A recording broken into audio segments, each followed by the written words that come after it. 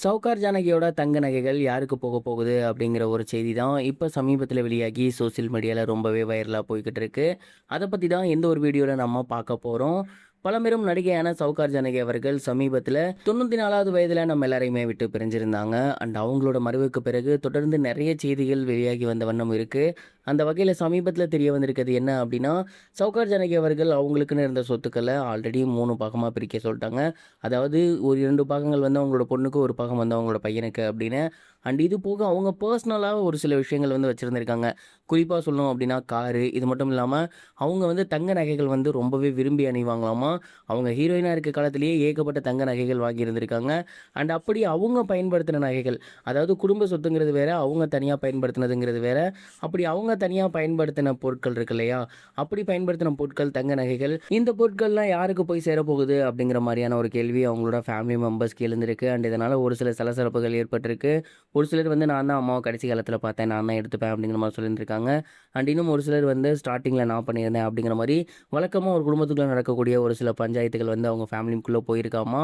And அதுக்கப்புறம் ஒரு வழியாக அவங்க என்ன முடிவு பண்ணியிருக்காங்க அப்படின்னா, அம்மா பயன்படுத்திய நகைகள், அம்மாவோட பொருட்கள் அப்படிங்கிறது மொத்தமாக எவ்வளோ இருக்கோ, அவங்க சொத்துக்களை எப்படி 3ஆ பிரித்தாங்களோ அதே மாதிரி இதையும் பிரிக்கலாம் அப்படிங்கிற ஐடியாவில் இருந்திருக்காங்க. அதாவது ஜானகி அம்மா அவர்கள் அசையும் சொத்து, அசையாத சொத்து அப்படின்னு கணக்கில் இருக்கக்கூடிய எல்லா விஷயங்களையுமே ப்ராப்பராக அவங்க 3 பேத்துக்கும் பிரிச்சுட்டாங்க.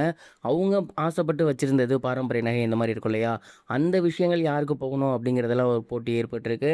அதன் பிறகு அவங்க அம்மா ஆசைப்பட்டபடியே அதை 3ஆவே பிரிச்சிருக்காங்க. அண்ட் அவங்களோட பேத்திகளுக்கு கொடுக்கணும் அப்படின்னு அடிக்கடி சொல்லுவாங்களாமா.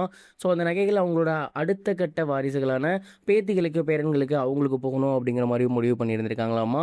அண்ட் இந்த ஒரு செய்தி தான் சமீபத்தில் வெளியாகி சோசியல் மீடியாவில் ரொம்பவே வைரலாக போய்கிட்டு இருக்கு.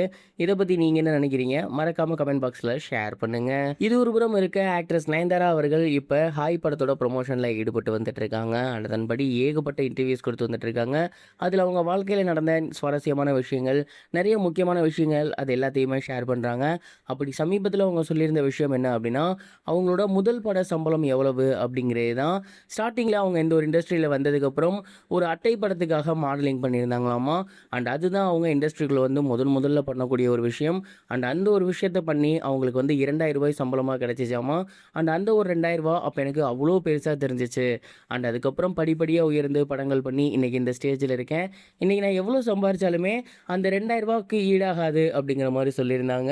நயன்தாரா அவர்கள் இன்றைக்கி சவுத் இந்தியாவிலே அதிக சம்பளம் வாங்கக்கூடிய ஒரு நடிகை. கிட்டத்தட்ட 10 கோடிக்கு மேலே அவங்க சம்பளம் அப்படிங்கிறது தெரியும். 2000 ரூபாயில் ஆரம்பித்த அவங்களோட பயணம் இன்றைக்கி 10 கோடியில் வந்திருக்கு. இந்த ஒரு சுவாரஸ்ய பயணத்தை ரசிகர்கள் எல்லாமே பாராட்டி வந்துட்டு இருக்காங்க. நீங்கள் இந்த ஒரு விஷயத்தை பற்றி என்ன நினைக்கிறீங்க? உங்களோட தாட் என்ன? இதையும் மறக்காமல் கமெண்ட் பாக்ஸில் ஷேர் பண்ணுங்கள். இது வரைக்கும் கனெக்டிங் டிவிக்கு சப்ஸ்கிரைப் பண்ணனா மறக்காமல் சப்ஸ்கிரைப் பண்ணிக்கங்க. உடனடி அப்டேட்ஸ் பெறுவதற்கு நோட்டிஃபிகேஷன் பெல்லையும் கிளிக் பண்ணிக்கங்க.